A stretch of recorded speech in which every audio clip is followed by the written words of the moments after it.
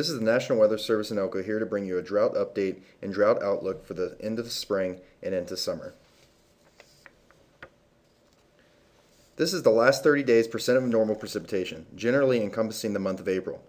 Portions of the area receive little precipitation, with some areas less than 50% of normal.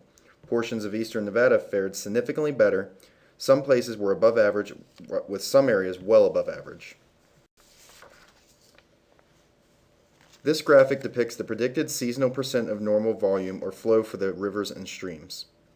This is a good example of the impacts due to long-term drought. Many area rivers and streams are forecast to remain significantly below average through the summer.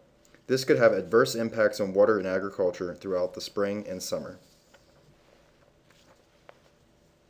Drought is widely prevalent across the Great Basin and portions of the Intermountain West. Despite an active spring, with some locations near or above average for the water year, drought remains in firm grip.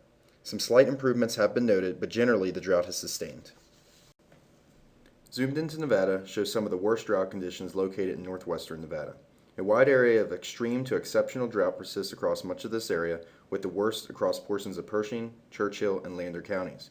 Some improvements have been observed across eastern Nevada, but moderate to severe drought remains.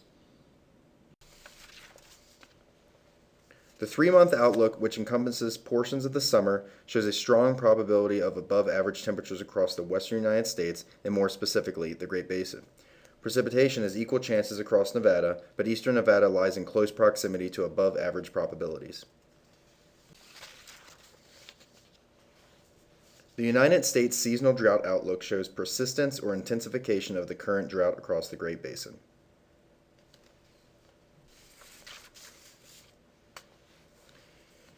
Many area reservoirs, streams, and rivers are below average, with some places running well below average. The graph depicts reservoir storage in acre-feet and shows the extent of the drought impacting Wild Horse Reservoir.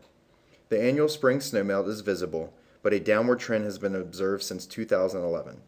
Wild Horse Reservoir is now at its lowest point since 2010. In summary, even though some short-term improvement was evident this spring, drought remains firmly in place across the western United States and the Great Basin. In terms of the long-term drought, it would take significantly more precipitation to lessen the drought situation across northern and central Nevada. The seasonal outlook looks discouraging, with drought forecasts to sustain or intensify. This has been a web brief on the drought in portions of Nevada from the National Weather Service in Elko. Thank you for listening and have a great day.